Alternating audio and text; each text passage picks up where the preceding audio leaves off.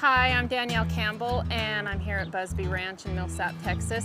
And right now I want to talk about a few things that I need a horse to know before I start them on the barrel pattern. And this can kind of be a general topic because I feel like I like a pretty broke horse, but at the same time, it's probably broke a little different than what you would think with like your average reiner or cutter. Like there's a few moves I need one to know that I may incorporate over time that, some of those don't do. So I don't necessarily need one to slide stop and I don't need one to spin, but I do definitely, before I start on the pattern, want to make sure that they understand how to move off my legs, mostly my inside leg, get some rib control in there, and also how to follow their nose. And I always tell people those are the two things I need a horse to know. Now that being said, it escalates and you need to know all kinds of variations of that, but for the most part that's what I need. And I get horses all the time, young ones that are off the track. So I start riding them straight off the track where they really don't know anything about legs or giving to the bit or bending or following their nose around. They just know to go forward. And I get horses that, have come from reiners, cutters, everything. And it kind of doesn't matter what background they have. I always have to put my own little spin on it and my own feel to it. But first things first, first thing I do on every horse when I get them is I just start walking circles. I want to see this horse's natural tendencies of what they want to do in a turn. Believe it or not, I usually get along a lot better when I do this on day one with a horse straight off the track. They just have a little more forward. I do this with a horse that's had too much riding or braking, and a lot of times they want to go into a spin or fall into this circle. And it's real important for me that we just stay round. I use my inside leg and we walk this circle like this. And like I said, I'll just hold my hand in one spot and I'll see naturally what this horse wants to do. Like right now, I'm just letting him go. No legs, he's floating out. And I'm just gonna let him do whatever, just so I can get a feel of it. If I'm on a horse off the track that has no clue what I'm doing, I'm gonna do the same thing. I'm not keeping constant pressure on the reins, I'm just keeping my hand in the same spot. By doing that, if he gives his face, he's loose. He has slack in the reins. If he pulls on me, there's gonna be pressure, but my hand's never gonna move. And then I'm gonna do that both ways. And basically I'm teaching him, I'm finding out what he does, but I'm also in the beginning stages of teaching this horse how to walk a circle, maintaining the same frame throughout. When I say frame, it means body positioning. I want a horse to stay in the same body position the whole way through a turn. So that means I'm not gonna let him fall into the turn by dropping his shoulder like this, and then I'm not gonna let him float out over here, and I'm not gonna, that's why I set my hand in one place. I'm never gonna give him his face in a turn and let him take his head and then ask for it back. I'm just gonna figure out how I want his head, and if it's right there, I set my hand. If he gives it and he's soft, he's rewarded because there's slack in the reins, but I'm not gonna let him take his head away because I never want him to take his head away in a turn when I'm actually running barrels. So he just has to find his happy spot of how to do this. So this is the first thing, circles. Circles are the most important thing in barrel racing, and forward motion while doing it. And for me, having their body shaped like a C and being broken the rib cage. So first things first, a horse has to be able to walk a circle for me. It's more important, I've been on more horses that can lope some form of a circle than can walk or trot one. It's funny how when you shorten this circle up and want it to be somewhat small, yet maintain forward motion, how many horses cannot do it? Even when you think they're broke really well, they cannot go in a circle and maintain forward motion and the same body positioning. So I teach all my horses this right off the bat. So once we do this, we do it at a trot. This might take a week for some horses, and it's something that I'll work on. Even if it's for 30 seconds every day, we walk and trot these circles. Again, I do not move my inside hand and I do not have rein pressure on the outside, okay? I'm relying solely on my legs. So once I feel confident that they know how to, when I say move off my leg, what I mean is he's shaping his body around my leg. Like I have leg pressure, I want his body to shape around it, okay? So when I said I need a horse to know how to move off my leg, that's basically what it is. I need a horse to get soft off my leg, okay? Second thing I need one to know is how to follow my hand. When I say follow my hand, I mean when I ask you to finish, I need that front end to come with my hand, okay? Bring your nose around. He's getting a little dumpy in the front end, actually. He's just getting lazy. This colt will do that some. But they need to know how basically to stay off my hand and leg by not turning, but then to understand the transition of how to follow my hand through the back side of a turn and bring their front end around.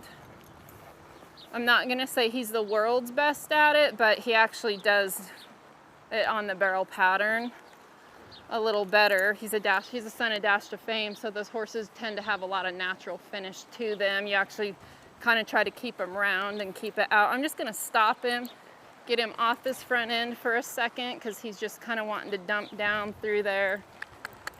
Like I said, if I ever feel anything I don't like, I'm gonna correct it, get him backed off. So as soon as they can get soft, get off my leg, and then follow through, for me, they're pretty close to being ready to start on the barrels because there's not many tools there, but they're the tools that I need to keep a horse honest in a turn. So the finish is important for me, but preparing to finish the turn also is. So as long as I can keep them round, moving off that leg, staying off of it, and then, you know, kind of guide their nose around and tighten that circle up,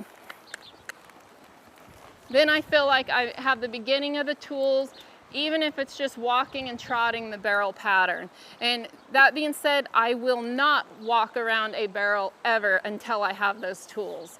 I'm a huge stickler about when I start my horses of absolute perfection.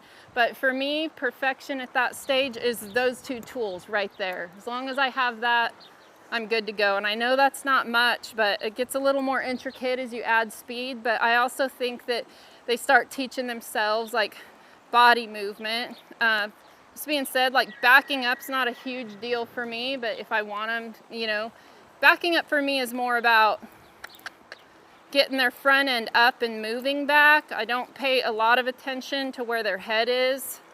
This horse is always a little bit sticky in the front end, moving his shoulders, backing up everything. He just isn't real big on picking those feet up and getting them moving, so I'm always working on that. But he actually will drop his head too much when he backs up sometimes, and he'll lower his whole front end and put weight on him. So a lot of times when I back up, I try to get his head up in the air by raising my hands and using my feet to get his feet up and moving, and I don't care so much where his head is.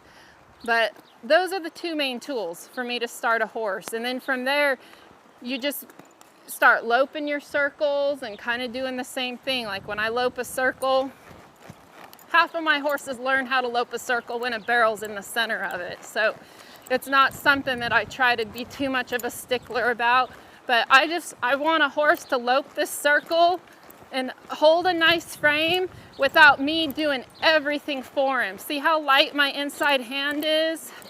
I'm not using outside rein pressure. I ride in split reins a lot, but I'm very aware all the time of what my outside rein is doing. If one's kind of got their nose out, I might bump it down a little. Okay, there we go. Drive them into it with both reins, but I'm not gonna keep it there all the time. And the reason for that is because when I compete, I'm gonna go to the horn because I'm probably gonna fall off if I don't. So I'm only gonna have my inside hand on the rein. So I don't want him to rely, I don't ever want him to rely on that outside rein in a turn. So I'm not gonna start him off in any way, shape, or form by using it. When I teach a horse to finish a turn, I'm not using my outside rein to do it. I'm gonna keep using my inside till they figure out. Again, because when I run, that's what I'm gonna do. So the biggest thing is when you're starting a horse, make sure they know the things you need them to keep them honest, correct, and just make sure you start them with the end product in mind. Do the same thing with your hands, your body. Take their feet where you want them to go. That's another thing. When I start a horse on the barrels, I don't start out doing huge 50-foot circles. You know, I let them know right away, there's a barrel here. And for me, barrel racing is about body positioning. So I'm gonna teach them right away how to be in the correct body position around it. So I'm not gonna go super wide circles, but I will mix things up. Like I'll come turn this barrel real quick and show you a little bit about just how to change circle sizes while maintaining the proper body position and a consistent body position. So notice the barrel, just pretend that you've got a rope from your leg to the center of the barrel that's keeping you at the same distance. Don't allow yourself to float in or out. This is how you teach your horse to stay in the same body position. It's when you cut off this corner and then float out here and then, oops, I gotta get back to the barrel. That's where problems start. So what you want is to be fluid and smooth, and by doing that, your horse has to stay in the same tracks the whole way. If I want to widen my circle, I'm going to use my inside leg. I'm going to push him out here, but I'm going to find my spot and I'm going to stay this distance, okay? And notice this inside hand is just set in one spot. Now I'm gonna let him come into the circle, but I'm gonna keep his nose in and his shoulder up. I'm not gonna let him drop and lose his body positioning just because I'm tightening this circle.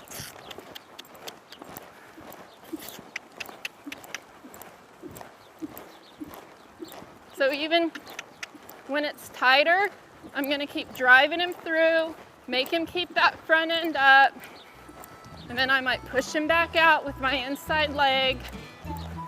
So I try to teach a horse that I want him to have that kind of body control before I get doing too much on them. And as long as they know how to do that, I'm pretty good.